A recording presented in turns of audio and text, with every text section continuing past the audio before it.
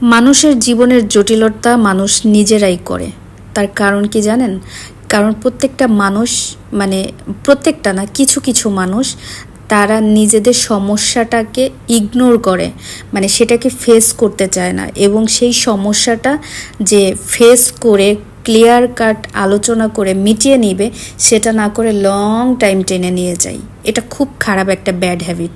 সেটা ফ্যামিলির লোকের হোক বা মানে যে যারই হোক না কেন, একটা সন্তান হতে পারে, ফ্যামিলির কেউ হতে পারে, বাবা মা হতে পারে, বা ভাই বোন হতে পারে, বা হচ্ছে ভাই ভাবি বোন জামাই, যে কেউ হতে পারে।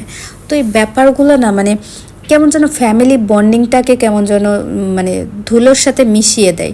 ফ্যামিলি বন্ডিংটা হবে ফ্রেন্ডের মতো। ফ্যামিলি বন্ডিংটা এমন হবে যেখানে সবাই সবার কথা সরাসরি উজাড় করে বলতে পারবে, যে কোনো সিদ্ধান্ত নিতে পারবে, বা ভুল হোক বা মানে রাইট হোক, মানে যেটাই হোক না কেন সেটা বলতে পারবে, বা সেই নিয়ে সরাসরি কথা বলবে, তারপরে যেটাই হোক একটা রেজাল্ট আসবে।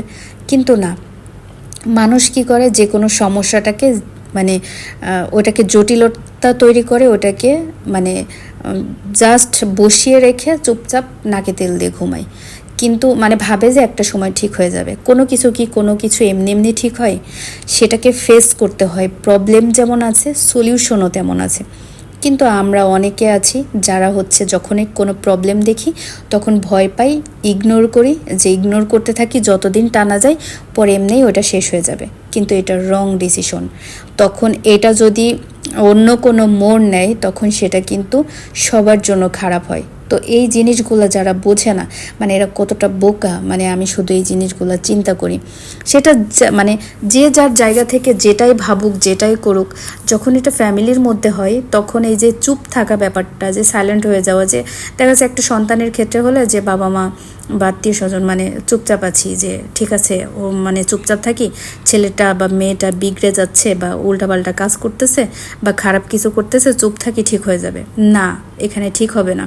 আপনাকে কথা বলতে হবে, সরাসরি আলোচনা করতে হবে প্রবলেমটা কোথায়। ঠিক তেমন আবার মানে একটা সন্তানের ক্ষেত্রেও আমি এটা চাচ্ছি, আমাকে এটা দরকার, আমার এটা প্রয়োজন, বা আমি এটা করব না, মানে কোনো কিছু ঠিকঠাক বলবে না, মনে করবে যে এমনি এমনি হয়ে যাবে। আরে বাবা, সন্তান যদি না কান্না করে তাহলে হচ্ছে মায়ে খাবার দেয় না, খাওয়াই না ছোট বাচ্চাকে। তাহলে মানে শুধু শুধু মানে আমি কি চাচ্ছি, আমার কি প্রয়োজন, সেটা আরেকজন কি করে বুঝবে, কি করে জানবে? তো সেই জিনিসগুলো খুবই খারাপ একটা দিক। মানে প্রত্যেকটা ফ্যামিলির, মানে এটা দুর্ভাগ্য আমি বলবো, ফ্যামিলির প্রত্যেকটা পার্সনের, সেটা বাবা মা ভাই বোন সন্তান যেই হোক না কেন, সবার জন্য দুর্ভাগ্য এটা, যে কেউ কারোর সমস্যা সরাসরি ফেস না করে যদি ইগনোর করে এবং সেটাকে মানে ঠিকঠাক না করে সেটাকে সামনের দিকে টানতে থাকে এবং সমস্যা ক্রমাগত বাড়তে থাকে, লাস্ট পর্যায়ে এসে যখন আর কোনো কিছু করার থাকে না, তখন ভুলভাল অনেক খারাপ ডিসিশনও নিতে হয়।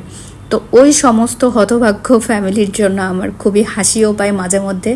আর সেটা যদি আমার আশেপাশে আমার কাছের মানুষজনের ক্ষেত্রে হয়, তাহলে মেজাজ খারাপও হয়, যে মানে এদের বুদ্ধি কি হাঁটুতে থাকে নাকি কিসে থাকে আমি জানি না। তো যাই হোক, পুডিং বানাতে বানাতে এগুলাই ভাবছি। আমার পুডিং প্রায় খাওয়া শেষ। তো সবাইকে আমি মানে সবার উদ্দেশ্যে এটাই বলতে পারি যে সবাই সবার জায়গা থেকে মানে মানে ফ্যামিলি ফ্রেন্ড হয়ে ওঠা উচিত, মানে ফ্যামিলি পার্সনগুলোকে বন্ধু হয়ে ওঠা উচিত। কারণ একজন মা, একজন বাবা সন্তানের সব থেকে বড় বন্ধু। ঠিক তেমন একজন সন্তানের কাছে তার বাবা মা সব থেকে বড় বন্ধু হতে পারে, কিন্তু সেটা যদি খোলামেলা আলোচনা করে, তাদের সাথে ফ্রিলি আলোচনা করে ডিসিশন নেওয়া যায় এবং নিজের সিদ্ধান্ত নিজে নিয়ে কাজ করা যায়, তাহলেই।